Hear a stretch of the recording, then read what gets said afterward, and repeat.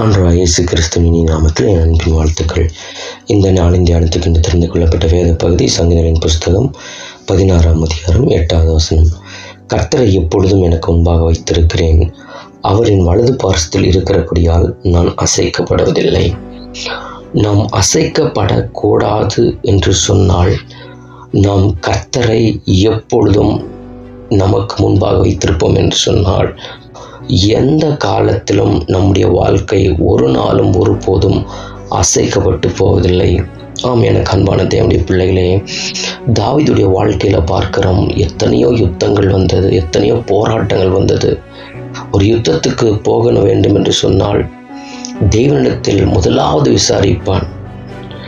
அப்படிப்பட்ட காரியங்களை செய்து தாவீது பழகி இருந்தான். அதனால்தான் தைரியமாய் சங்கீதக்காரனாக தாவீது சொல்லுகிற, கர்த்தரை எப்பொழுதும் எனக்கு முன்பாக வைத்திருக்கிறேன்.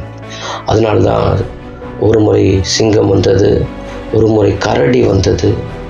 அதனால் அவன் ஒரு ஆட்டை கிழித்து போடுவது போல எல்லாவற்றையும் கிழித்து போட்டான். ஒரு சாதாரணமான இளைஞன் தாவீது ஏன் இப்படிப்பட்ட அவனுக்குள்ள காரியங்கள் கர்த்தர் செய்ய வைத்தார் என்று சொன்னால், கர்த்தரை எப்பொழுதும் தாவீதுக்கு முன்பாக வைத்திருந்தார். எனக்கு அன்பான தேவனுடைய பிள்ளைகளே, கோலியாத்து கூட தாவீது ஈஸியாக மேற்கொள்வதற்கான காரணம், கர்த்தரை எப்பொழுதும் தன் வாழ்க்கைக்கு முன்பாக வைத்திருந்ததுனால்தான் கோலியாத்தை தாவீதால, இளைஞனாக இருந்த தாவீதால முறியடிக்க முடிந்தது.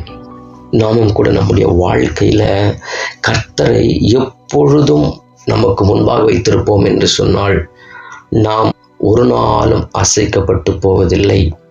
எவ்வாறு ஒரு முறை கர்த்தரை நாம் முன்பாக வைக்கிறதில்லை, எப்பொழுதும் எல்லா நாட்களிலும், எல்லா நிமிடங்களிலும், எல்லா நேரங்களிலும், நம்முடைய வாழ்க்கையின் எந்த நிலைமையிலும் கர்த்தரை நாம் முன்பாக வைத்து பழகுவோம் என்று சொன்னால், நாம் ஒரு காலத்திலும் அசைக்கப்பட்டு போவதே இல்லை. இன்னைக்கு அநேகருடைய வாழ்க்கை அசைக்கப்பட்டு போவதற்கான காரணம், கர்த்தரை முன்பாக வைத்து வாழுகிற வாழ்க்கை இல்லை. உலகத்தையும், பணத்தையும், மனிதரையும், பதவி பலத்தையும், ஆள் பலத்தையும் சார்ந்து முன்பாக வைத்து வாழுகிறதுனால்தான் இன்றைய நாட்கள் அநேக ஜனங்கள் தோற்று போகிறார்கள். தாவீதை போல கர்த்தரை நாம் எப்பொழுது முன்பாக வைத்திருப்போம் என்று சொன்னால், நிச்சயமாக நம்முடைய வாழ்க்கை அசைக்கப்பட்டு போவதில்லை. தாவீது மாத்திரமல்ல, தானியேல் கூட பார்க்கிறோம். தானியேல் 6ஆம் அதிகாரம் 10வது வசனம் சொல்கிறது, தானியேலோ வென்றால் அந்த பத்திரத்துக்கு கையெழுத்து வைக்கப்பட்டிருக்கிறது என்று அறிந்த போதும் தன் வீட்டுக்குள்ளே போய் தன் மேல் அறையிலே எருசலேமுக்கு நேராக பலகணிகள் திறந்திருக்க அங்கே தான் முன் செய்து வந்தபடியே தினம் 3 வேளையும் தன் தேவனுக்கு முன்பாக முழங்கால் படிட்டு ஜெபம் பண்ணி ஸ்தோத்திரம் செலுத்தினான். தானியேல் கூட பார்க்கிறோம், அங்கே ராஜா சொல்லும், 30 நாளிலும் என்னை தான் நீங்கள் வணங்க வேண்டும் என்று கட்டளை பிறப்பிக்கப்படுகிறது.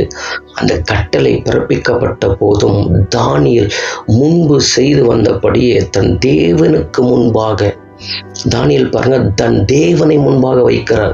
இவர்கள் சிங்க கெபியில் போடுவார்கள் என்று சொன்னார்கள். சிங்கத்தின் கெபியை பார்க்கவில்லை, ராஜாவை பார்க்கவில்லை.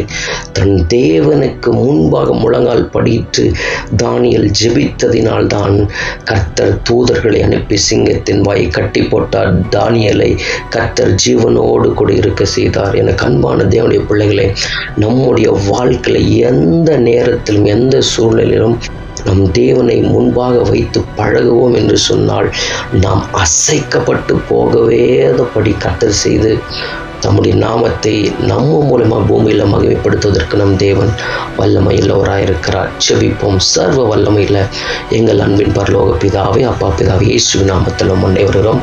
இந்த நாளிலும் தகப்பனே, கர்த்தரை எப்பொழுதும் எனக்கு முன்பாக வைத்திருக்கிறேன், அவரின் வலது பார்சல் இருக்கிறபடியால் நான் அசைக்கப்படுவதில் என்ற வசனத்தின்படி தகப்பனே, எங்களுடைய வாழ்க்கையில் எல்லா நேரங்களிலும் ஆண்டவரே, எங்களுக்கு முன்பாக உம்மை நிறுத்தி நாங்கள் வாழ கர்த்தர் எங்களுக்கு உதவி செய்யும்படியாக நாங்கள் செபிக்கிறோம்.